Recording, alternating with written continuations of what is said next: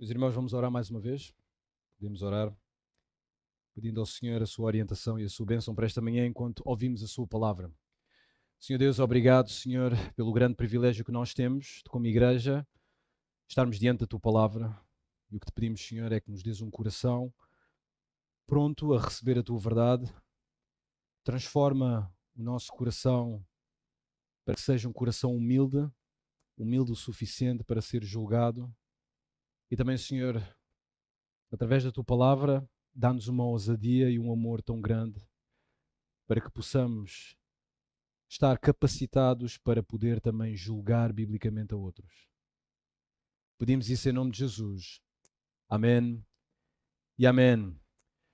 Agora, os irmãos já sabem, já é comum para a nossa igreja, cada vez que o pastor Mário está a explicar algum texto das Escrituras, a explicar alguma passagem, neste caso de Mateus, ele para o momento para poder dedicar, ou para podermos dedicar a um tema específico. E na semana passada os irmãos estudaram Mateus capítulo 7, versículo 1 até o versículo 5. E esta é uma das passagens mais importantes sobre o julgamento. Sobre o julgamento. Portanto, o título para esta pregação desta manhã é Como julgar espiritualmente. Como julgar espiritualmente. A minha missão para esta manhã é dar-vos princípios para um julgamento espiritual ou piedoso. Dar-vos princípios para um julgamento espiritual ou piedoso. Eu gostaria de começar com esta história que está no livro do Peregrino. Quem nunca leu o Progresso do Peregrino ainda tem a oportunidade, enquanto está vivo, para ler este livro. É um livro sumamente interessante, instrutivo, e é um livro que traz uma grande ajuda para a nossa vida espiritual. Um caminho que o evangelista lhe havia indicado para a cidade celestial. Este era o caminho que ele deveria seguir. Dizes isto ao cristão. É para lá que deve seguir. A casa dele é a primeira que avistar. Assim, cristão desviou-se do caminho para ir até a casa do Senhor Legalidade em busca de ajuda. Ele queria livrar-se do fardo que tinha sobre as costas. Mas eis que quando já se aproximava da colina, esta lhe pareceu tão alta e a encosta mais próxima do caminho pendia a tal altura que cristão teve medo de se aventurar mais, temendo que a colina lhe caísse sobre a cabeça. Portanto, ali ficou imóvel, sem saber o que fazer. O fardo agora, para cristão, parecia-lhe mais pesado do que quando seguia o seu caminho. Também da colina vinham lampejos de fogo e cristão temeu ser queimado e suava e até tremia de medo. Começou então a arrepender-se de ter aceitado o conselho do Senhor sábio segundo o mundo. Então cristão viu que evangelista vinha na sua direção e naturalmente cristão corou de vergonha e baixou a sua cabeça. O evangelista aproximou-se mais e chegando junto de cristão, olhou-o com um semblante severo e temível. O que é que estás aqui a fazer? Perguntou o evangelista. O cristão não sabia o que responder, permanecendo calado diante dele. O homem que encontrei a chorar dentro dos muros da cidade da destruição? O cristão responde: sim, senhor, eu mesmo. Não te instruí a seguir o caminho que leva à porta estreita? Sim, senhor, respondeu o cristão. Então, como é que te desviaste tão rapidamente do caminho? Esta confrontação de evangelista demarca de uma forma vívida o que é o julgamento espiritual. Este evangelista está a modelar ou está a demonstrar o papel de cada cristão que está nesta sala. Todos nós, como cristãos, temos a responsabilidade de julgar uns aos outros. Agora, na nossa sociedade, a palavra julgamento é vista de má forma. As pessoas dizem que não devemos julgar os outros para que não sejamos julgados. Há quem diga que depois de João 3,16, este versículo de Mateus capítulo 7, versículo 1, é o mais conhecido na sociedade. Não julgueis para que não sejais julgados. Então a sociedade vê este versículo como um escape para não julgar ninguém. Não podemos julgar as práticas imorais sexuais, não podemos julgar qualquer tipo de pecado, não podemos julgar os ídolos e os deuses e as tendências da nossa cultura. Porquê? Não julgueis para que não sejais julgado. Mas a Bíblia ensina outra coisa. A Bíblia ensina que, como cristãos, nós temos, e é pecado, não julgar espiritualmente. Então, nesta manhã, se me permitirem, eu gostaria de compartilhar convosco 12 princípios para julgar de forma espiritual, ou para julgar de forma piedosa. 12 princípios para julgar, ou para um julgamento espiritual. Agora, todos nós precisamos disto. É urgente que possamos entender, ou ouvir e entender isto. Porque a vida cristã é uma constante de julgamentos. Tu julgas, és julgado. Não com hipocrisia, mas porque nós precisamos de crescer. Uma correta antropologia ou uma correta percepção de quem nós somos vai nos abrir o coração para o julgamento espiritual. Então, a primeira coisa que temos que saber acerca do julgamento espiritual, o primeiro princípio, é que o julgamento espiritual é autêntico. O julgamento espiritual é autêntico. Por outras palavras, isto foi o que o pastor Mário, creio que ensinou na semana passada. Que a hipocrisia moral não pode estar no julgamento. O julgamento tem que ser autêntico. A pessoa tem que respaldar com a sua vida aquilo que ela está a acusar a outrem. A hipocrisia moral, diz a Bíblia, mancha o nome do Senhor. Aliás, quando nós estudamos o livro de Romanos, uma das acusações que o apóstolo Paulo faz, não só à humanidade, mas aos judeus, é a sua hipocrisia. Ele diz claramente que o evangelho, o pecado, entrou não só nos gentios, mas também nos judeus. Todos estão manchados com o pecado. Mas os judeus, os patriotas do apóstolo Paulo, por causa da sua herança espiritual, pensam que são mais que os gentios. O texto diz em Romanos capítulo 2, versículo 17 até o versículo 24, vejam esta passagem, Romanos capítulo 2, versículo 17 a 24, diz: Se porém tu, que tens sobrenome de judeu e repousas na lei e te glorias em Deus, que conhece a sua vontade e aprovas as coisas excelentes, sendo instruído na lei, que estás persuadido de que és guia dos cegos, luz dos que se encontram em trevas, instrutor de ignorantes, mestre de crianças, tendo na lei a forma de sabedoria da verdade, tu, pois, que ensinas a outrem, não te ensinas a ti mesmo? Tu que pregas que não se deve furtar, roubar, furtas? Dizes que não se deve cometer adultério e o cometes? Abominas os ídolos e lhes roubas os templos? Tu que te glorias na lei, desonras a Deus pela transgressão da lei? Pois como está escrito, o nome de Deus é blasfemado entre os gentios por vossa causa. Então a hipocrisia moral mancha o nome do Senhor. Ainda neste primeiro princípio do julgamento espiritual ser autêntico, também devemos entender que devemos julgar-nos primeiro para assim estarmos qualificados para julgar a outros. É isto que diz Mateus capítulo 7, versículo 1 até o versículo 5.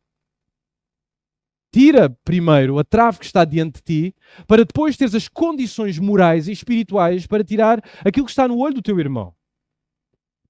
Então, basicamente, o que a Bíblia está a dizer é: confronta-te a ti mesmo. Tu tens que ter uma responsabilidade moral contigo mesmo para confrontar outros.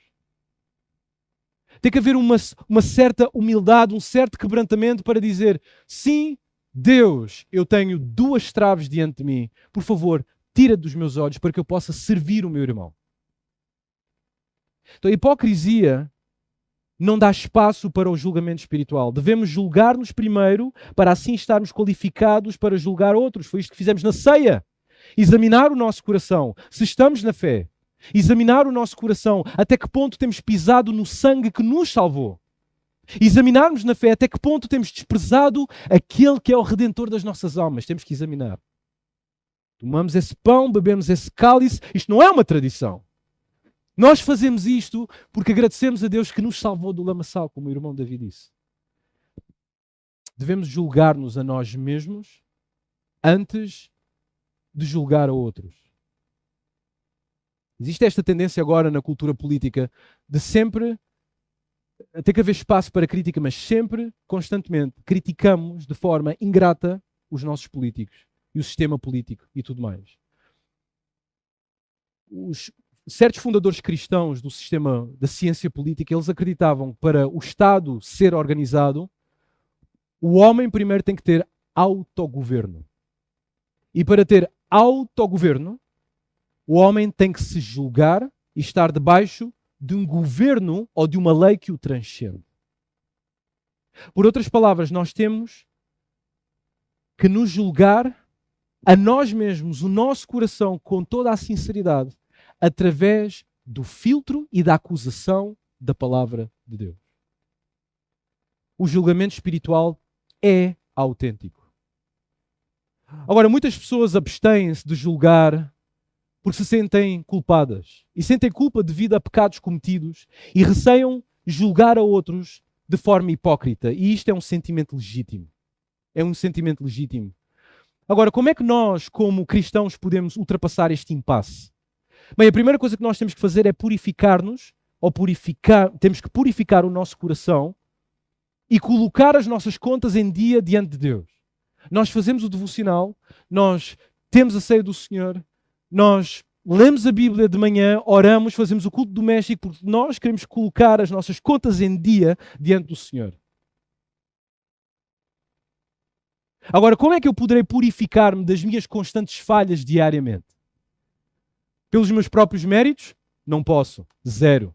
Todavia, a glória de Deus no Evangelho nos ajuda a purificar o nosso coração e nós temos que exaltar a Deus por isso. O Evangelho é tremendo. O Evangelho não é só para descrentes, é para crentes, é para nós também. E este é o momento que nós devemos pensar no Evangelho, quando falhamos. A Bíblia diz, se quando tirar o argueiro do olho do nosso irmão, como ensina Mateus capítulo 7, versículo 5. E por isso, com isto, nos libertamos.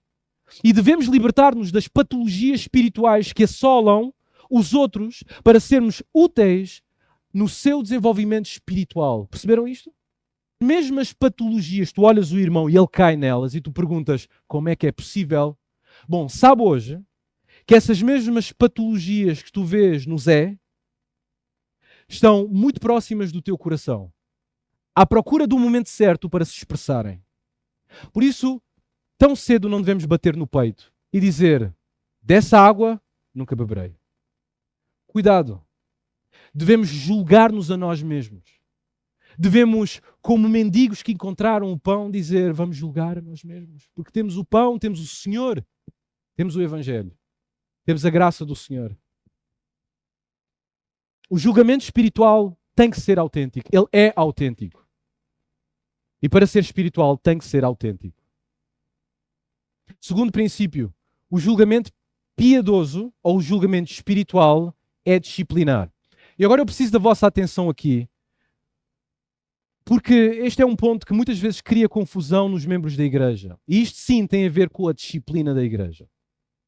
Abram comigo a passagem de Mateus capítulo 18. O pastor Mário, se Deus permitir, daqui a 72 anos, ele vai pregar esta passagem. Mateus capítulo 18, porque eu vou levar 50 a pregar o resto de Gênesis. Mateus capítulo 18 é a passagem-chave que fala acerca da disciplina do Senhor. Ou da disciplina, desculpem, da disciplina eclesiástica. Ora, quando nós pensamos em disciplina, nós pensamos geralmente naquele irmão que é colocado na Assembleia, é revelado o seu pecado, ele pede perdão à igreja, depois ele passa 6 meses sem participar em nenhum ministério. É isto que nós pensamos na disciplina. Não está totalmente errado, mas a disciplina não é essencialmente isto. Vamos só ler a passagem muito rápido. Mateus capítulo 18, versículo 15 até o versículo 20 diz: se teu irmão pecar, e vocês veem aí nos parênteses retos, contra ti, não está nos principais textos, mas vamos considerar como está na nossa versão. Se teu irmão pecar contra ti, vai arguí-lo entre ti e ele só. Se ele te ouvir, ganhaste a teu irmão. Se, porém, não te ouvir, toma ainda contigo uma ou duas pessoas, para que pelo depoimento de duas ou três testemunhas, toda a palavra se estabeleça. E se ele não os atender, diz-o à igreja. E se recusar, mais uma vez, a ouvir também a igreja, considera-o como gentio e publicano. Em verdade vos digo que tudo o que ligardes na terra será ligado nos céus, e tudo o que desligardes na terra será desligado nos céus. Em verdade também vos digo que se dois dentre vós sobre a terra concordarem a respeito de qualquer coisa que porventura pedirem, ser-lhes-á concedida por meu Pai que está nos céus. Porque onde estiverem dois ou três reunidos em meu nome, ali estou no meio deles. Meus irmãos, esta não é a reunião de oração. Esta é a disciplina da igreja. Teólogos ao longo do tempo escolheram a palavra disciplina porque disciplina, e eu por muito tempo lutei com esta palavra, disciplina. Porquê palavra disciplina? E finalmente, pela graça de Deus, entendi. Disciplina é formação, é instrução, é aquilo que nós fazemos aos nossos filhos. É o processo de formação para dar um caráter específico aos nossos filhos. É aquilo que a palavra de Deus em Efésios fala de paideia, uma educação para a formação, uma educação para a cidadania. Bem, os teólogos entenderam que esta passagem fala sobre a disciplina da igreja porque o propósito é formar neste indivíduo uma cidadania dos céus. Agora, se vocês veem esta passagem em particular está dentro de um contexto que é todo o capítulo 18. E todo o capítulo 18, marquem isto, todo o capítulo 18 trata de relações interpessoais dentro da igreja. De como é que os cristãos devem lidar uns com os outros na comunidade. Bem, temos a primeira parte. O versículo 1 até o versículo 5 fala sobre a humildade. Jesus ensina sobre isto. E quem receber uma criança tal como esta, em meu nome, a mim mesmo me recebe. Que devemos ter a atitude de converter-nos como uma criança. Então o reino dos céus necessita ou requer humildade. As interações na comunidade exigem humildade. Depois Jesus fala dos tropeços, do versículo 6 até o versículo 9. Aqui mais uma vez fala sobre relações. E diz que nós não devemos servir de pedra de tropeço. Por outras palavras, para que haja estabilidade na comunidade e uma interação saudável entre os irmãos, cada irmão tem que ter autodomínio, tem que mortificar-se. Cortar a mão, cortar o pé e cortar aquilo que for necessário para estabelecer a ordem na comunidade. Depois vem os versículos 10 a 14, que fala acerca do desprezo. Vede, não desprezeis a qualquer um destes pequeninos, porque eu vos afirmo que os seus anjos, versículo 10, nos céus, veem incessantemente a face do Pai Celestial, versículo 14. Assim, pois, não é da vontade do vosso Pai Celeste que pereça nenhum destes pequeninos. O cuidado por pessoas é um elemento essencial para a relação dentro da comunidade. E depois chega a passagem que nós lemos. Mas saltando essa passagem que nós lemos da disciplina, Jesus ainda diz no versículo 21 até o versículo 22 a Pedro: quantas vezes devemos perdoar? 70 vezes 7. Por outras palavras, o perdão, este processo legal de aliviar a pessoa da sua dívida contra nós, tem de ser perpétuo. Vem arrependida, eu peço perdão porque tirei mais uma vez os 5 euros da tua carteira. Nós, de nenhuma forma, se já perdoámos uma vez, não vamos mandar a cara daquela pessoa outra vez. Mas tu pensas que sou o quê? O BES ou o Milénio? Não, não vamos dizer isto. O que nós vamos dizer, pediste perdão, está perdoado. E neste contexto, Jesus ensina algo sobre o crente que peca e pede perdão e é perdoado. O que ele está a dizer dos versículos 23 até ao 35 é que a interação na comunidade necessita de perdão. Temos de perdoar uns aos outros. Agora, estas duas passagens, tanto a parábola do credor incompassivo, como a passagem da disciplina, tem uma coisa em particular. As duas passagens tratam de pessoas que meteram o pé na poça.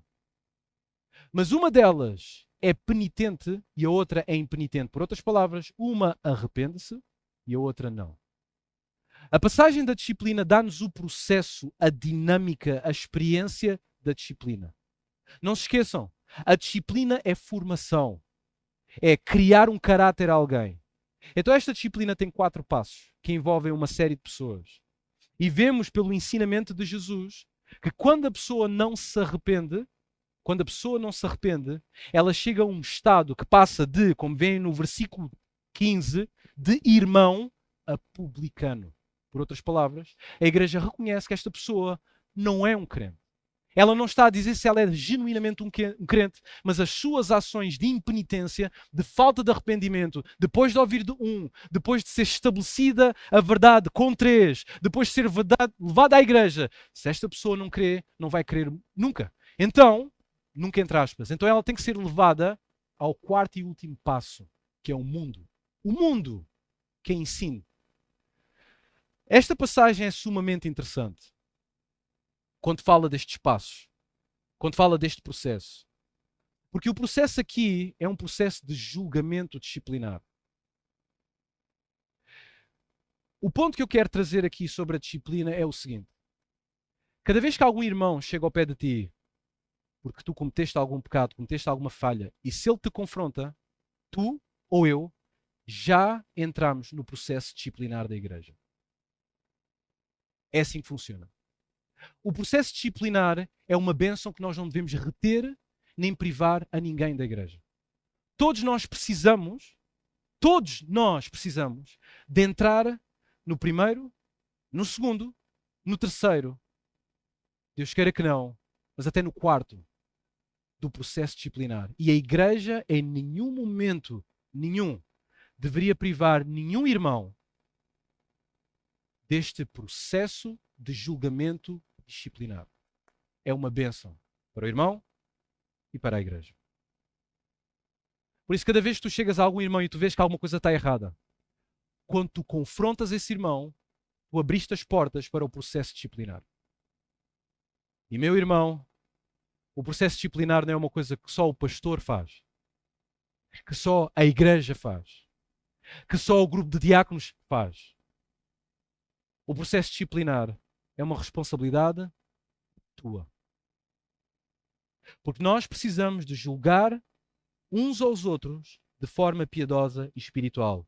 E o julgamento piedoso é disciplinar por definição. Dá para entender isto? O próximo princípio que nós vemos acerca do julgamento espiritual é que o julgamento espiritual ou piedoso é prudente. O julgamento espiritual e piedoso é prudente.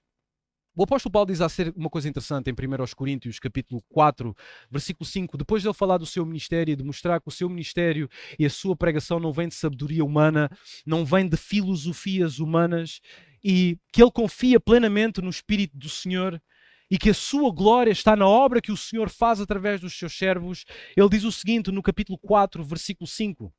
Diz de 1 Coríntios: portanto, nada julgueis antes do tempo, até que venha o Senhor, o qual não somente trará à plena luz as coisas ocultas das trevas, mas também manifestará os desígnios dos corações, e então cada um receberá o seu louvor da parte de Deus.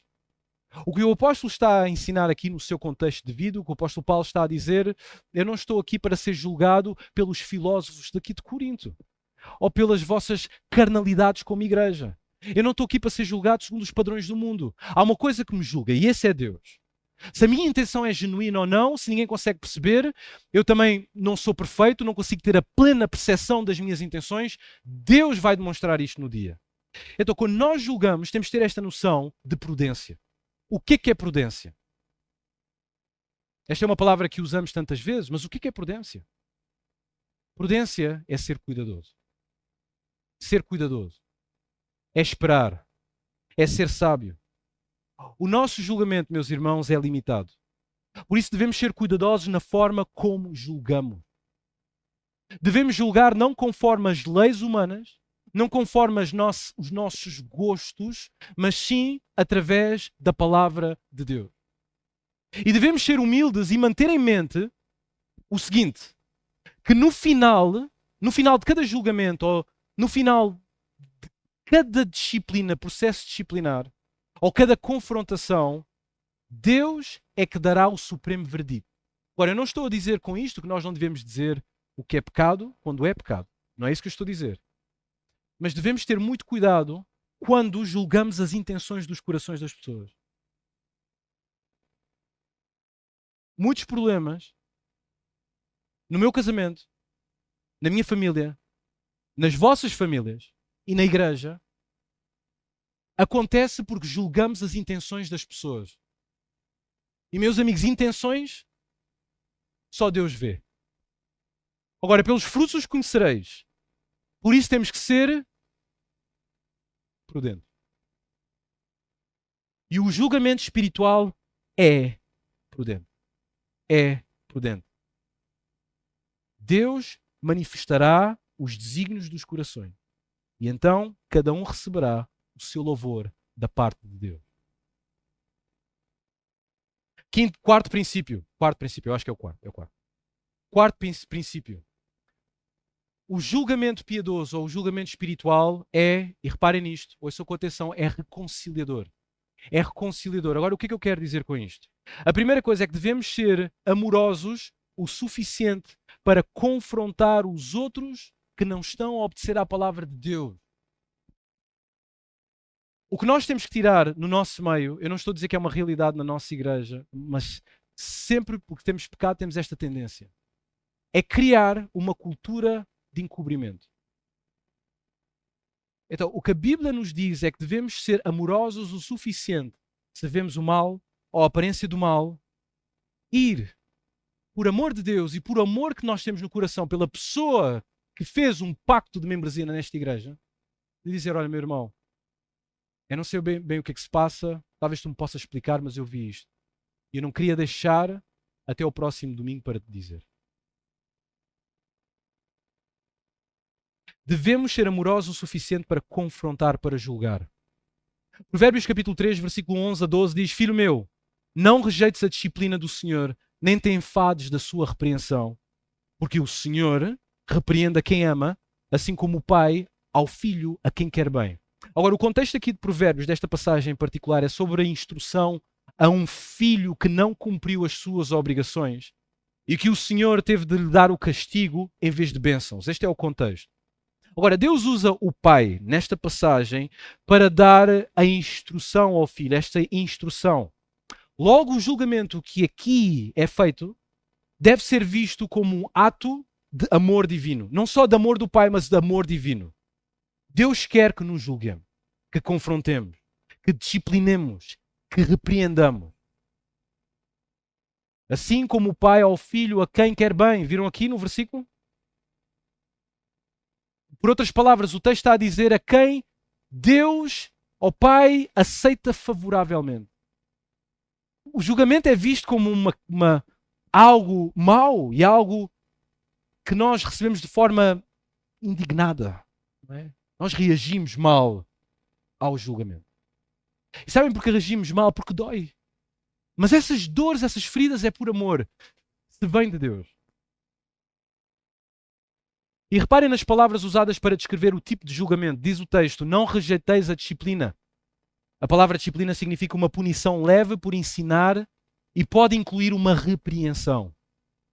E a expressão que aparece também no versículo diz, nem te enfades da sua repreensão. E a repreensão aqui significa castigo, correção, ou seja, o sofrimento de uma pena merecida e que muitas vezes acarreta não só dor emocional, mas também dor física. É uma execução de uma pena judicial baseada, num padrão. Então nós devemos ser amorosos o suficientes para julgar o outro. Devemos. E devemos simplesmente deixar os nossos medos, a nossa vergonha, o nosso medo de criar uma situação desconfortável. Vai criar uma situação desconfortável. Como é que eu lhe vou dizer? O amor leva-nos, se for possível, a terminar amizades para dizer a verdade. Este é amar o suficiente. Agora, não só isso, mas também devemos ser amorosos ou devemos ser humildes o suficiente para estar no outro lado e para ser confrontados por outros que estão a comunicar-nos a palavra de Deus. Provérbios capítulo 3, versículo 11 a 12 diz que nisto os que são julgados, vamos abrir em Provérbios capítulo 3, versículo 11. Abram comigo em Provérbios capítulo 3, versículo 11 e versículo 12. Diz o seguinte a palavra de Deus: Filho meu, não rejeites a disciplina do Senhor, nem te enfades a sua repreensão, porque o Senhor repreende a quem ama, assim como o Pai ao Filho a quem quer bem. Ainda nesta mesma passagem, vemos que os que são julgados, em vez de ter uma atitude hostil, reativa e auto-justificativa, devem receber a confrontação como um ato de amor paterno por parte de Deus. Agora vejam as expressões que aparecem ainda neste mesmo texto. Diz, não rejeites. Por outras palavras, não desdenhes. Não faças desaparecer, não abomines, não aborreças, não rejeites, não desconsideres aquele que está a mostrar-te amor na repreensão. Não só isto, também diz o texto, não te enfades. Por outras palavras, não detestes, não tenhas desgosto, não te zangues. A pessoa te diz, bem, eu vi-te a fazer isto. Tu sabes que isto está mal. A pessoa diz, mas e o quê? Tu nunca fizeste também? A reação, ser reativo. Criamos logo um sistema de defesa porque não queremos ser julgados. A Bíblia diz, não tenhas desgosto, não te zangues. É para o bem da tua alma. Vejam este alerta importante que aparece em Provérbios capítulo 5, versículo 7 a 14. Aliás, eu até recomendo, se este tema te interessa e se é uma coisa importante para ti e deve ser, tira tempo para ler o livro de Provérbios. Porque nós precisamos às vezes nas confrontações uns aos outros, e eu preciso disto mais do que ninguém, é de sabedoria. Diz Provérbios capítulo 5, versículo 7 a 14, agora pois, filho, dá-me os ouvidos e não te desvies das palavras da minha boca. Afasta o teu caminho da mulher adúltera e não te aproximes da porta da sua casa para que não dês a outrem a tua honra, nem os teus anos a cruéis. Para que dos teus bens não se fartem os estranhos e o fruto do teu trabalho não entre em casa alheia. E gemas no fim da tua vida quando te consumirem a tua carne e o teu corpo. E digas, como aborreci o ensino. E desprezou também o meu coração a disciplina. E não escutei a voz dos que me ensinavam, nem os meus mestres inclinei os ouvidos. Quase que me achei, versículo 14, em todo o mal que sucedeu no meio da assembleia da congregação. Versículo 23. Ele morrerá pela falta da disciplina e pela muita loucura perdido cambaleia. Então a realidade aqui é que a Bíblia nos mostra de uma forma gráfica que o julgamento piedoso é reconciliador. Requer amor para julgar, mas também requer humildade para ser julgado. E esta é a interação reconciliadora do julgamento. Quinto princípio. O julgamento piedoso salvaguarda a vida. Deixa eu só fazer uma revisão daquilo que nós vimos. Primeiro, o julgamento espiritual é autêntico. O julgamento espiritual ou piedoso é disciplinar. O julgamento piedoso é prudente. O julgamento piedoso é reconciliador. E número 5, o julgamento piedoso salvaguarda a vida. Vamos um pouco mais rápido. Provérbios capítulo 5, versículo 23 diz, ele morrerá pela falta de disciplina e pela sua muita loucura perdido cambaleia. Ora, mais uma vez o contexto aqui é o conselho do pai a um filho sobre a imoralidade sexual e o adultério. Vemos isto nos versículos 3, mesmo capítulo, né, do capítulo 5, versículo 3, 8, 15, 18 a 20. E o pai ensina ao filho, foge da adúltera. É isso que ele está a dizer. Para salvares a tua vida. Então, o texto ensina que a falta de um julgamento instrutivo ou a falta da disciplina leva a 3 coisas. A primeira é que leva o indivíduo à morte física e espiritual. É difícil determinar que tipo de morte é que ele está a falar aqui, mas teólogos acreditam, eruditos, que acreditam que inclui tanto a morte física como espiritual. Quando existe falta de disciplina. Algumas traduções usam a palavra muita loucura. É uma expressão pesada, mas no original não seria bem a loucura de alguém que não está com as suas faculdades. Então, a disciplina, a falta da disciplina, a falta de instrução, a falta de correção, a falta de julgamento na vida de uma pessoa, que está sempre a fugir de não ser julgada por ninguém, leva o indivíduo à morte física e espiritual. Ele morrerá. E isto deixa claro em Provérbios 15, 10, 31 a 32, os irmãos depois com o tempo em casa podem ver. Segunda coisa que leva esta falta de disciplina, deixa o indivíduo num pleno estado, e desculpem a expressão, de estupidez. E aqui entra a palavra loucura. E a palavra loucura é um estado de insensatez tal que a pessoa não ouve com nada nem ninguém. Tornou-se, pode ser muito inteligente, pode ser muito culto, pode ter um grande estado social, mas é um estúpido. E não consegue ver que é estúpido. Então, a falta de julgamento, a pessoa quando não se expõe a um julgamento, simplesmente mete o peito às balas, ela torna-se estúpida. A terceira coisa que acontece é que leva o indivíduo a rejeitar perversamente o caminho certo. Meus irmãos, isto é o pior estado que alguém pode estar. A pessoa que constantemente recusa, foge da disciplina, do julgamento, da correção, ela chega a um estado que ela inevitavelmente e perversamente vai desprezar e rejeitar o caminho certo. Podes falar com ela, podes trazer livros de teologia, ela vai chegar ao último estado da disciplina. Não vai ouvir com ninguém. Por mais coerente, por mais argumentos, é uma cegueira estranha que ocupa os olhos e a mente e o coração desta pessoa que nós não conseguimos explicar.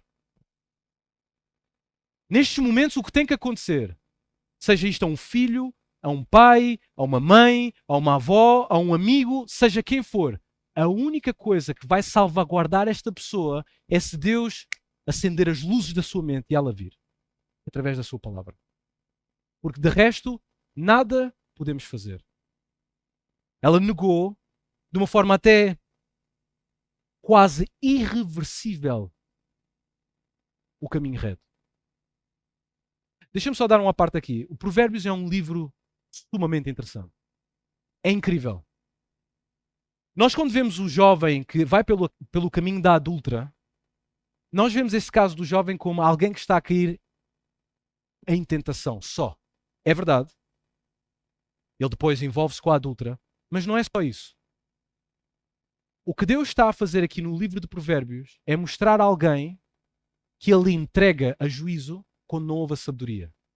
Então, o cenário que nós vemos do homem que vai pelo caminho da adúltera e ele não desvia, ele segue nesse caminho. Vamos falar isso um pouco mais à frente. Ele segue nesse caminho. Deus, ele já desprezou a sabedoria e Deus está-lhe a colocar no caminho da adúltera para a sua destruição. Então, o cair com a adúltera acaba por ser uma consequência. Deus está-lhe a trazer um julgamento. É um julgamento da parte de Deus. Nós vemos isto em Romanos também. E só Deus, na sua tremenda misericórdia, consegue libertar um homem, despertar um homem espiritualmente deste estado. E graças a Deus pelo Evangelho, que abre os nossos olhos para isto. De ver quando nós estamos cegos pelo pecado, nós não vemos, nós não ouvimos. E Deus, na sua palavra, Ele abre os olhos. É incrível aquilo que Cristo fez na cruz do Calvário, pelo seu Espírito Santo. Então, a disciplina, a falta de disciplina pode tornar uma pessoa a rejeitar perversamente o caminho certo. Mas ainda assim Deus tem poder. Em contrapartida, o que ouve a instrução terá maiores bens na sua vida. Isto é a consequência daquele que não ouve a instrução, ele não salvaguarda a sua vida, mas quem ouve a sabedoria salvaguarda a sua vida. Vejam muito rapidamente Provérbios capítulo 8, versículo 32 a 36, diz: Agora, pois, filhos, ouvi-me, porque felizes serão os que guardam os meus caminhos. Ouvi o ensino, sede sábios e não o rejeiteis. Feliz o homem que me dá ouvidos, falando da sabedoria, velando dia a dia as minhas portas, esperando às ombreiras da minha entrada, porque o que me acha, acha a vida e alcança favor do Senhor.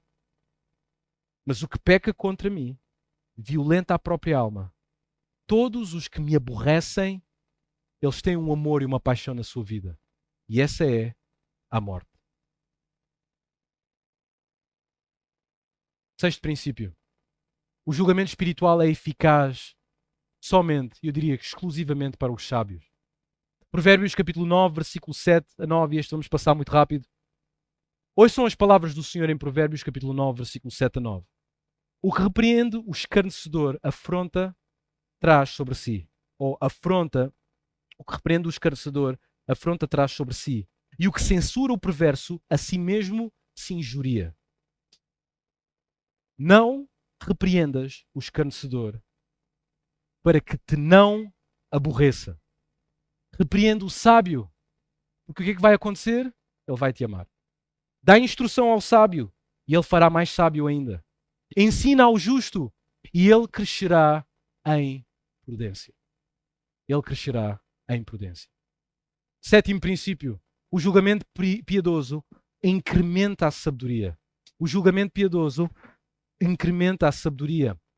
Provérbios capítulo 19, versículo 25. Quando ferires ao escarnecedor, o que é que vai acontecer ao simples? O simples aprenderá a prudência. Repreenda ao sábio, e o que é que vai acontecer? Crescerá em conhecimento.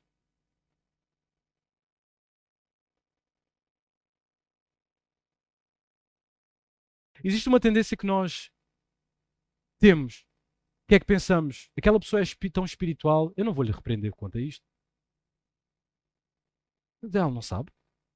Eu vou-lhe dizer quanto a isto. Ela sabe. Não. Não. Saibam de mim e certamente do pastor Mário. Se vocês virem alguma coisa da minha parte que é repreensível, vocês devem me dizer. E se não o dizem, há um sinal que vocês me estão a dar como irmão. É que vocês não me amam. O mesmo tem que fazer com o pastor Jairo e com o pastor Mário. Independente da posição, do ofício, se nós estamos a cometer algum pecado, somos repreensíveis.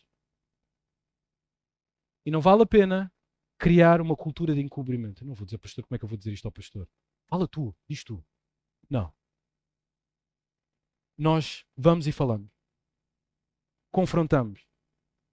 Porque Deus está ao lado daqueles que têm a sua palavra e que querem julgar espiritualmente. Provérbios 19, 27. Ainda no 25, peço perdão. Repreenda ao sábio e ele crescerá em conhecimento. Repreenda ao sábio. Repreende. Ainda mais se ele é sábio, se ele é espiritual. Se é aquela pessoa espiritual, agora sim repreende.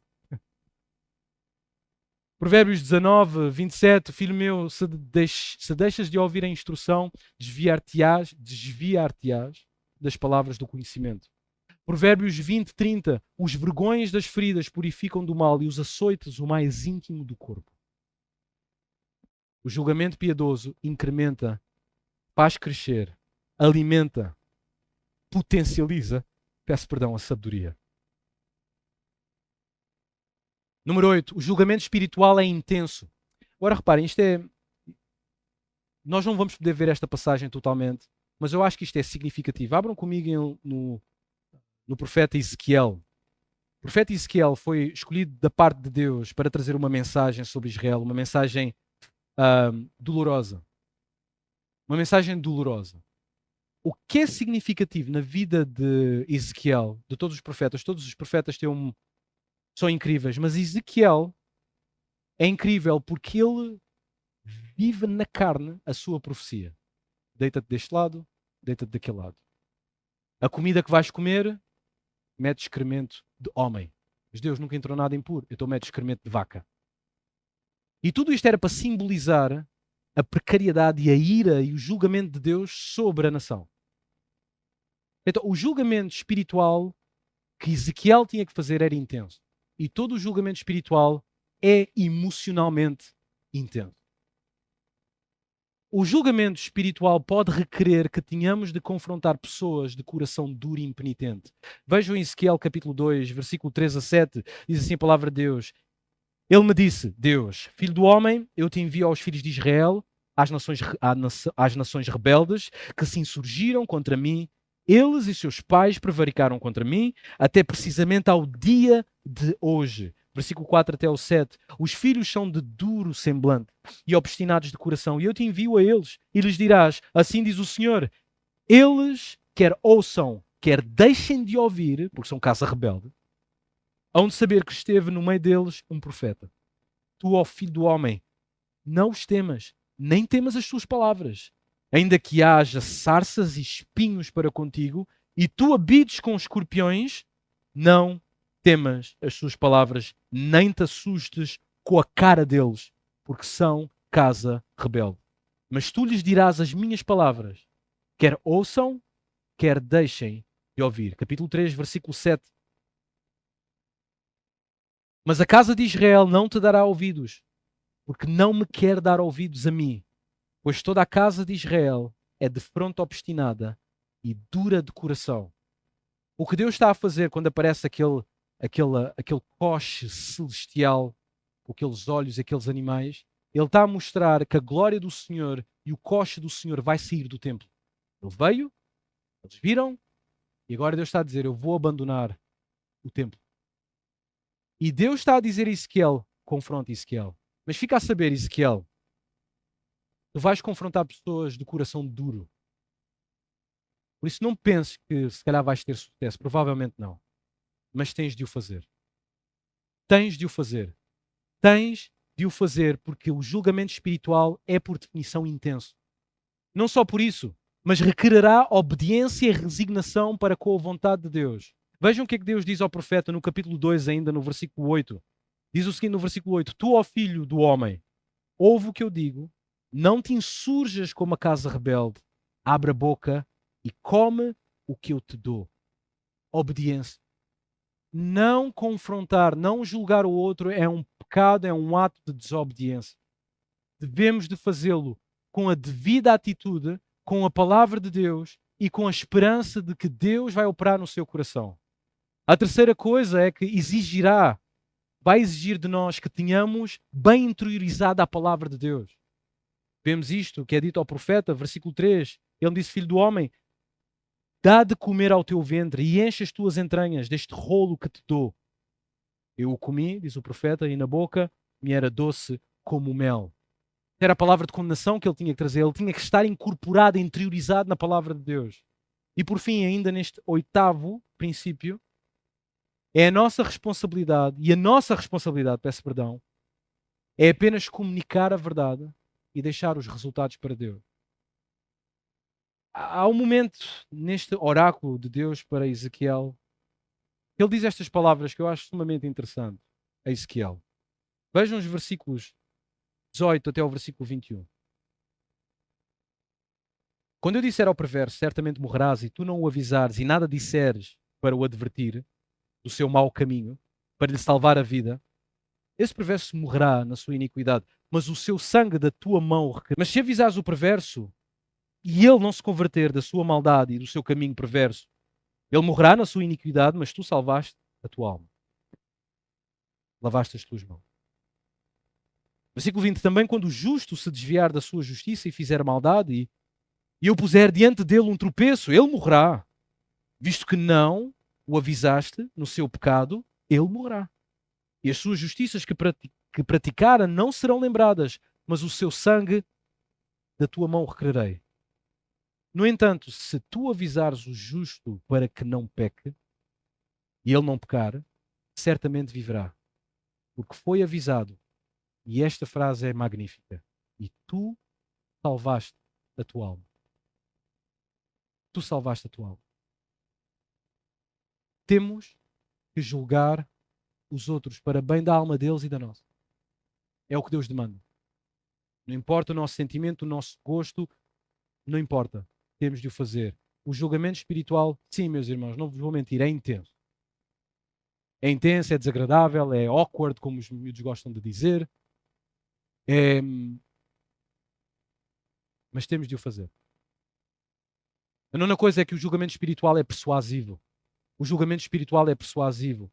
Deus usa pessoas sábias com sabedoria no seu discurso para que possamos ver de maneira gráfica os nossos pecados. Deus usa pessoas sábias com discurso sábio para que possamos ver os nossos pecados. Ora, esse tipo de julgamento leva-nos a olhar para o nosso pecado e não para o pecado dos outros. Precisamos de pessoas assim que nos julguem espiritualmente. Um bom exemplo disto é o profeta Natan com Davi. Vocês sabem a história? Quando Davi... É formidável como Natan confronta Davi. A história que este homem, profeta, O Espírito de Deus que moveu o seu coração e a sua inteligência para falar com este rei que acabou de matar a esposa, o marido e roubou a esposa do outro. Suas palavras, não só isso, mas ele tem um objetivo. Ele quer que Davi, no final, ele diga esta frase: pequei contra Deus, contra o Senhor. Há duas frases magníficas nesta passagem. A primeira é quando Davi é confrontado por este homem sábio e ele reage com justiça, e Natã tem a coragem, só Deus, diz: tu és o homem.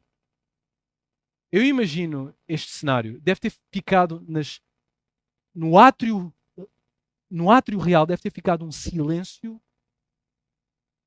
como agora. Tu és o homem.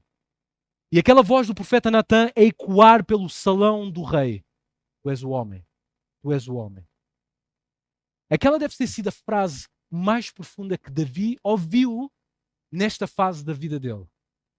Que ele precisava de julgamento. Tu és o homem. E é preciso pessoas que amem o suficiente para dizer: tu és o homem, tu és a mulher. Quando Davi ouve esta frase, o versículo 13 diz: então disse Davi a Natã: pequei contra o Senhor. Eu pequei. Todo o julgamento espiritual tem que ter estas duas coisas. Tu és, eu pequei. Tu és, eu pequei. 10ª coisa.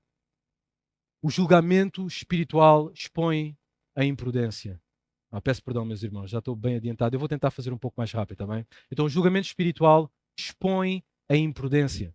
E neste ponto, devemos julgar não apenas em situações de preto e branco. Agora, o que é que eu quero dizer com isto? Muitas vezes pensamos, só devemos julgar ou dizer alguma coisa quando temos todas as provas, todas as evidências, a coisa é clara, a coisa foi pública, e sim, pronto, aí eu tenho que julgar. Não necessariamente.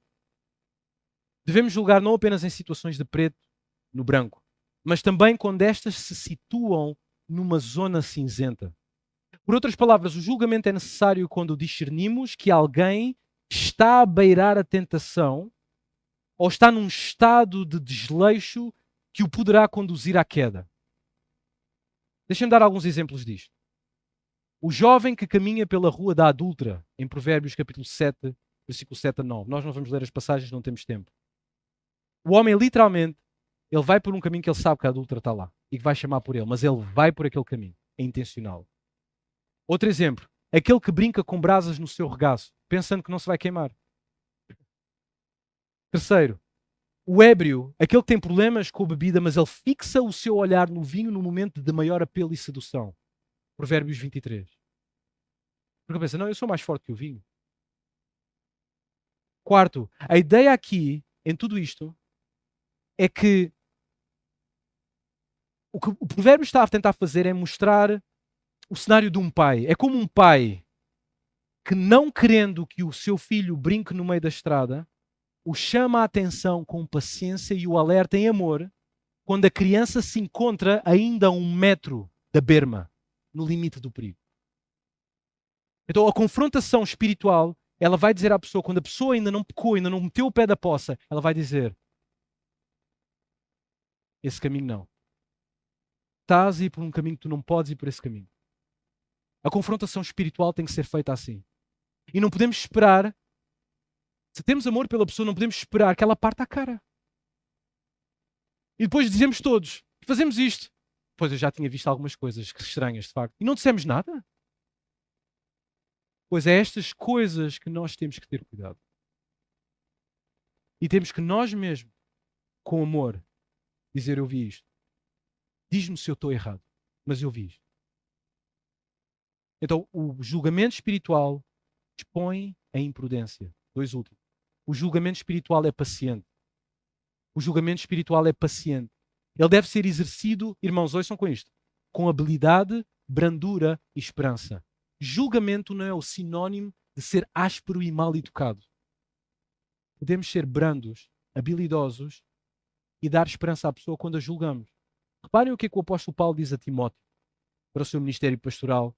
Ele tem que estar a lidar com pessoas julgar pessoas, instruir pessoas. Ele diz, ora, é necessário que o servo do Senhor não viva a contender, e sim deve ser brando para com todos, apto para instruir, paciente, disciplinando com mansidão os que se opõem, com uma expectativa, com uma esperança na sua alma e na sua mente, de que Deus lhes conceda não só o arrependimento para conhecerem plenamente a verdade, mas também o retorno à sensatez, livrando-se eles dos laços do diabo, tendo sido feitos cativos por ele para cumprirem a sua vontade.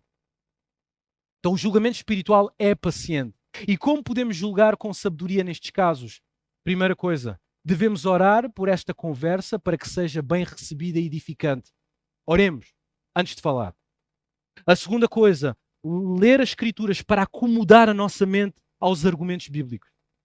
Terceira coisa, devemos pensar bem no que vamos dizer, como vamos dizer, onde vamos dizer e quando vamos dizer. E o que é que eu quero dizer com isto?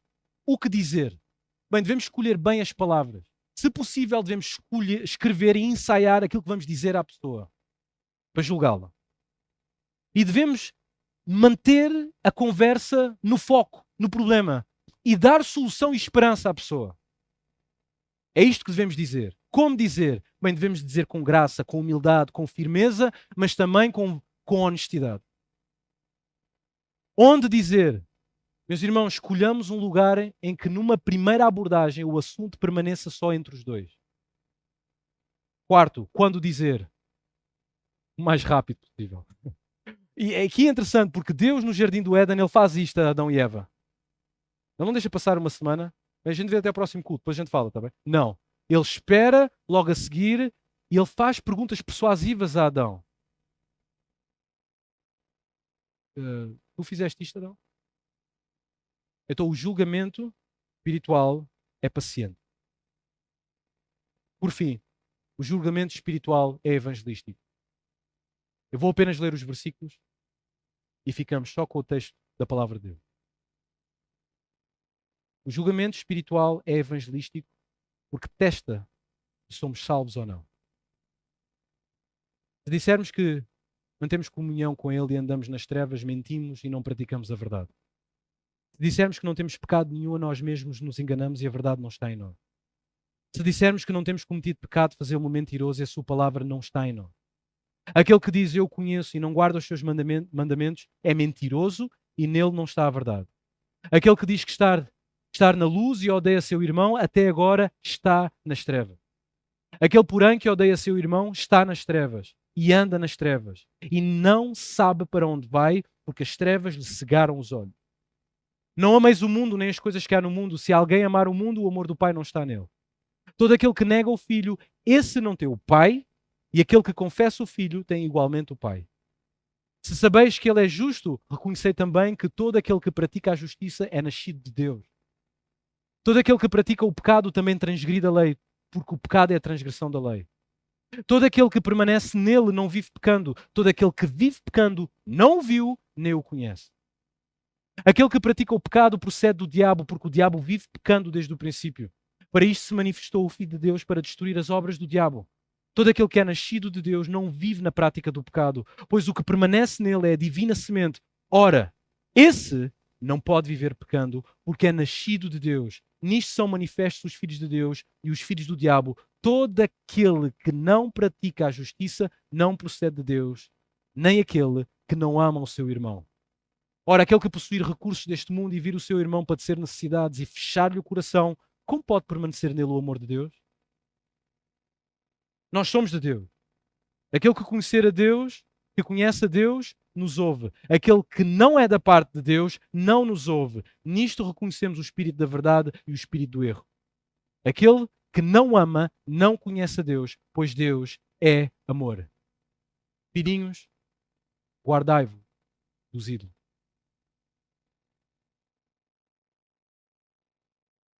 Como julgar espiritualmente?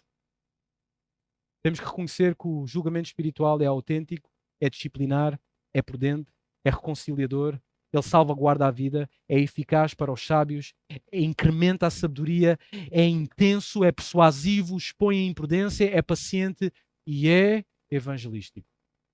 Não prives o teu irmão, por amor de Deus, do privilégio, da honra e do benefício espiritual do julgamento piedoso.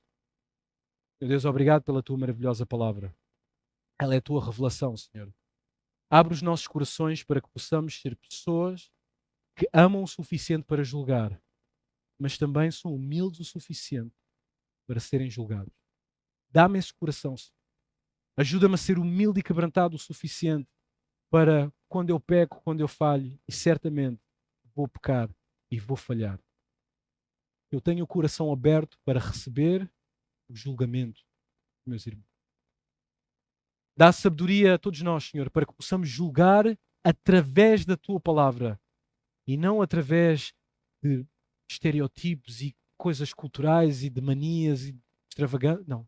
Ajuda-nos, Senhor, a estar tão interiorizados na tua palavra que nós detectamos aquilo que deve ser julgado e aquilo que deve ser transformado.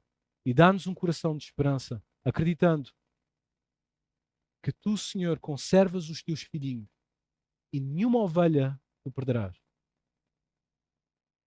Por isso, usa-nos nesta salvaguarda da tua grei. Em nome de Jesus. Amém e amém.